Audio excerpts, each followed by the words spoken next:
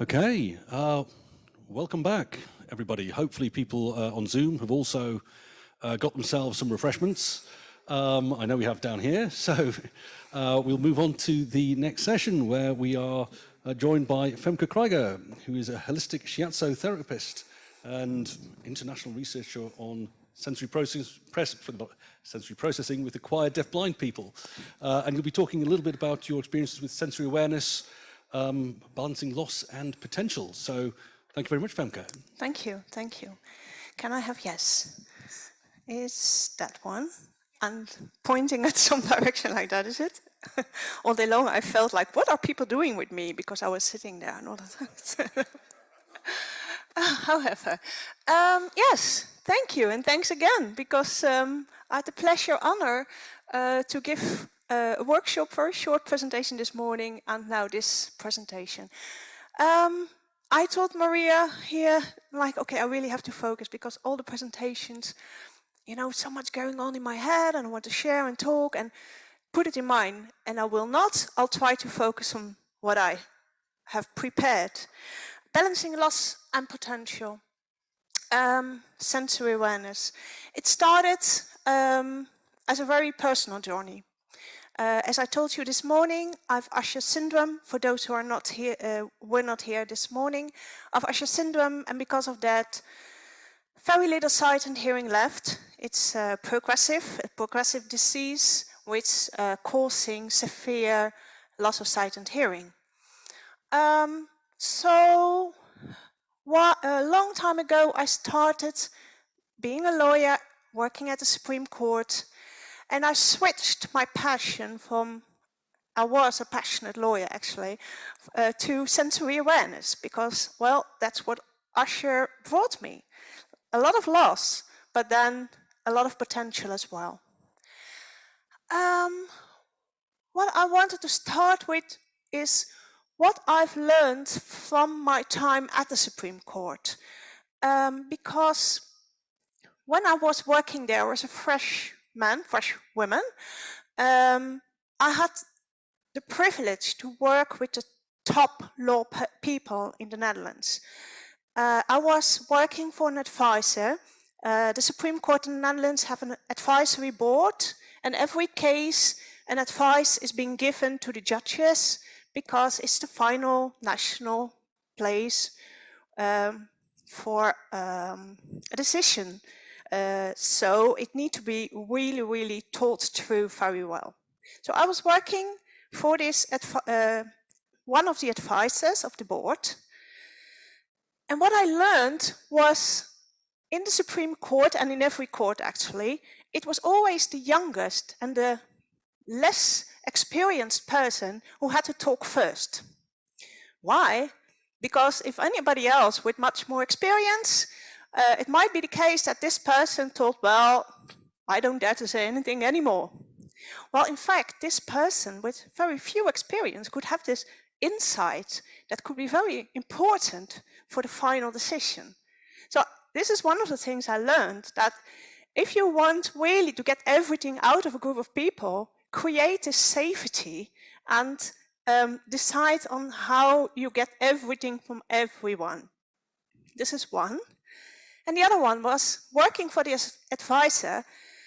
I had the obligation to collect as many information. Oh, information, it's changing or not? I hear something change. It's still on? Okay. I had to collect as many information as possible from different directions. So not only law and history of law, but also research done on the case, and also societal dialogue that might be going on a specific topic. So I was really trained to collect what could be useful for this case. So I had to focus on the case, go to the core of it and say, okay, what's important for this?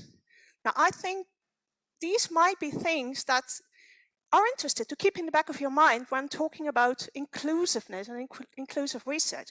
Because when we talk about inclusiveness, it becomes huge and going all directions. And to be honest, at some point, my mind, my head is full. And although I think it's important, and that's how our brain works. it focuses on one and then it switches. Okay, it has to focus on something else and then it switches. You have to focus on something else and you get this overloaded kind of being focused and it doesn't work anymore. So really decide on what's the goal here, what's the case, what do we want to know, and from there you expand.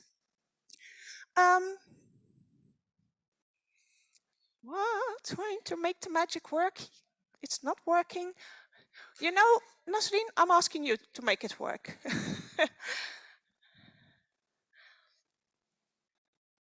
So the next slide will be a bridge, and I'll start talking about it. Because when we share today a lot of stories, and I love talking about sensory awareness. You see me, and we talk, and we have fun, and it might seem that we are sensing we're sensing the same. If we go to our bodas and we watch the beautiful autumn trees, it might seem like, oh, you see these colors? Yeah, I see the color. And it might seem we see the same. And we know from a philosophical point of view that's not the case, but I can assure you it's also very literally not the case. Yes, I see this tree, but I see only a very, very small part of it. And I scan it. And by scanning it, I make some picture in my head of it. And then I say, okay, enough, beautiful tree. Or I want to scan more. Long story short, I see not only on the outside, I see a very small part of it. So I don't see the same as someone who is seeing very well, but also on the inside. The way I built up this visual image is completely different. So I use not only my visual side that's left, which here in the room, it's about 4 or 5%, I think. But I use also my tactile sense. I use everything I can grab to build this visual image. I'll come back to that later. But for this image, I chose because this is a bridge and it's mirrored in the water. And what I wanted to share with you is we are building bridges all the time. And in this field, we are discussing we need to build bridges to innovate, to improve. But we really have to be sure we are on the right bridge. And it's really a bridge over there. Because if you take the mirrored bridge in the water, it will not work. So you really have to exchange. What is it you sense? How are you sensing it? Tell me about it. You really have to go into the experience instead of only doing the talk and thinking about it. That's just a superficial way of understanding. Next one. This picture is more about going more deeply into what I just shared. This is an important picture for me. It's a part of the Salgado exhibition. Salgado is a photographer, very famous photographer. And long story short, he has a great TED Talk. So if you want to know all the story, watch the TED Talk of Salgado. I went to his exhibition called Genesis in Rotterdam. And it is the pictures he made about nature. Because when he was really, really, really depressed and he didn't want to make pictures anymore, nature brought him back into life. And that's why it's called Genesis. And he did much more on that. But I'll stick to this picture. And I was watching the exhibition together with my husband, and we were walking hand by hand. And because I could see very little, very quickly, I told him, like, enjoy, I go by myself. So with my cane, very slowly, bumping into other people, I tried to follow the exhibition and the pictures. And then I was standing in front of this picture, and I just stand there watching it, and I could see only a very small part of it, huge pictures. I could see a very small part of it. But at some point I said, okay, this is a tail of a whale. And then something happened. I could actually feel the picture. And I didn't understand. I said, it feels like if I could see the whole picture. And I'm pretty sure I can't. I see only a very small part of it. What's happening? So while standing there, I was observing, being trained again by my shiatsu training, observing, observing, observing, instead of knowing, knowing, knowing. And I observed what was happening, and I observed that I kind of could feel the tail. I sensed in a way the wetness, the smoothness, the oiliness. I was, why? What's going on here? And at that point, I couldn't grasp it completely, but it felt I was really kind of excited about this this experience. Much later, I kind of figured it out. I'm not sure if I'm correct. It's just, I'm not a scientist here. I'm just scientist of life.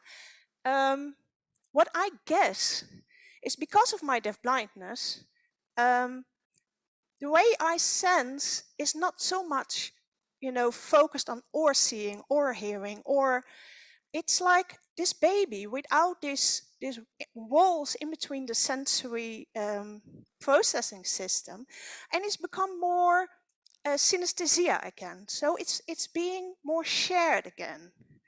Because it's more shared, I could use my long-term memory of the tactile to support my visual image and make it more accessible for me.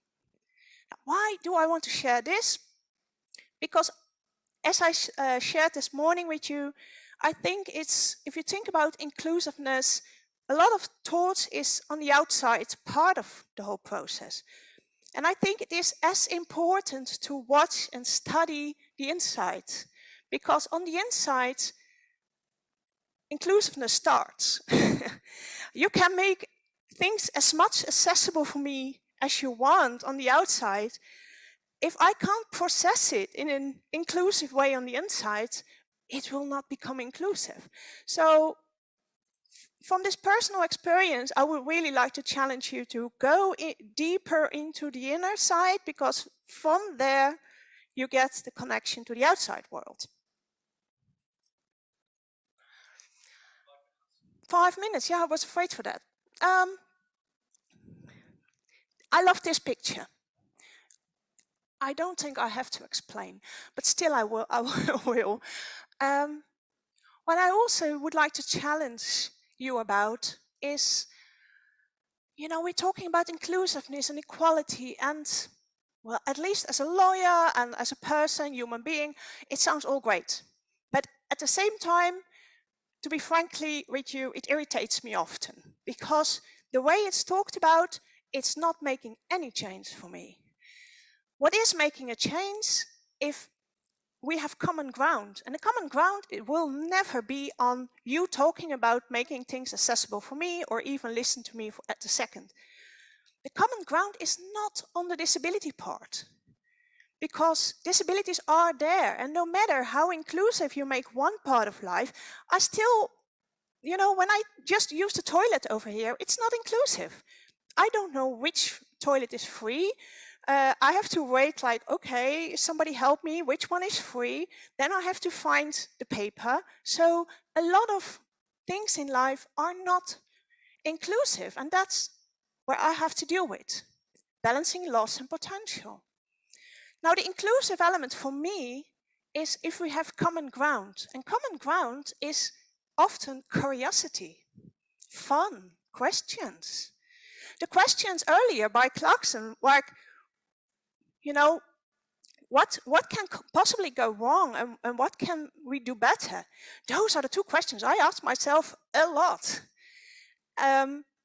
because they help me out with deafblindness, but also they are human questions, basically. When we talked during the break about this backpack, somebody not being deafblind said, oh, I like that. Now, this is inclusive. So we need common ground on things that are fun for both of us or interesting for both of us. Doing that, we do need to break habits, personal habits and societal habits, and even research habits. And now I'm a little bit tough. I find that scary. So it might be like you see this very bold lady standing here. I find it scary to be that way. But then there are not that so many moments I can stand on a place like this. So I also take the chance to be a little bold and take my last few minutes. I'm aware of that. Because habits are very powerful in, you know, not seeing things, doing things automatically. And I think also in research, habits are much more followed than we often think. And also when we think about inclusiveness and inclusive research, basically, to be honest, I believe a lot of the processes in this research is still very much based on societal and research habits. Now, if you really want to make it inclusive, you have to stand some uncomfortableness, and this means breaking habits. Also breaking the dynamics, breaking the way we talk to each other, even breaking the words we use. Because if I say like, I see, feel this, you don't understand. What is see, feeling? Well, that's something I do a lot. So we need to create this new language to make a new accessible language for all of us. If we dare to do that, if we dare to break habits, and this is not, I mean, this is on both sides. It's not only on my part, it's on your part, it's together. We can find this common ground and it will have a rippling effect. So do that. It's not talking only, it's experiencing, it's questioning, and all this is common ground. Because if we share experiences, if we share this uncomfortableness, then we create something that's truly inclusive because it comes from both of us. To the final one. This is my final slide. It's my book, actually, that has been published late April. It's still only in the Dutch. It's called The Balancing Artist. And then you understand why I mentioned this presentation, Balancing Loss and Potential. Because to me, The Balancing Artist has been this great, very powerful metaphor of living with deafblindness. Because it was not ignoring the difficulties. It was not ignoring the loss. And at the same time, it gave me room to really live up to the potential. And as is a law of nature, a law of life, that the potential is always much bigger than the loss. So you really can balance those two. But it is a continuous act, and it's not about loss, it's not about potential, no, it's about the two of it. And this, again, is not only for me, and that's why the metaphor for me is so powerful, because the metaphor of the balancing artist can be a metaphor about inclusiveness. And I did have a very small present for you, Nazrin. I will give it later because I should have put it in my pocket, but I'll explain to you, and then I'll finish. The very small present I have is a stone, and it's a stone looking like a stone. And it brought me back to when I was with my family in Morocco and we were walking in the mountains. And this guide showed, well, mainly my sons, but I was interested too, which rocks had these hidden treasures in it, you know, the minerals or glistering. On the outside, we couldn't tell the difference, but this guide did know the difference. And he taught us to see the difference as well, and taught my sons how to break the stone and show the beauty inside. Now, I wanted to end it with this metaphor today, because I see us all walking in the same landscape. We all have interest, curiosity, questions, and we all have a lot to share. But we also see all a very different landscape, because we look with the knowledge and the expertise we have for ourselves. So if we really want to find common ground, we have to share this landscape and tell about, can you explain me about the rocks? Can you explain me which rocks show this hidden treasure? Or something else. Can you explain me about, you know, the landscape going like this? There is so much to share about the landscape. And if we really want to know, I'm sure we will find this common ground and really go ahead to inclusiveness. So thank you very much.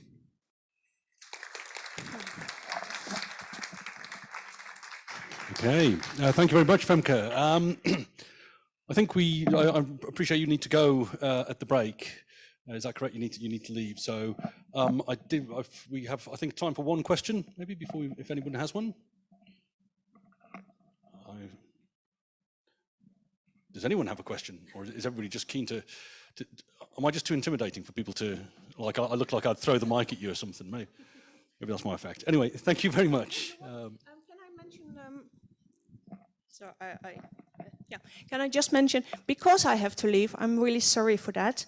I put on my email address. So that's the reason I came here today, is to meet you in person. That is always a good start, I believe. But afterwards, we can continue online. So please feel free with anything to email me on the address I just gave, or ask for Nasreen about it. Thank you. That's brilliant. Thank you very much. Okay, thank you, Femke.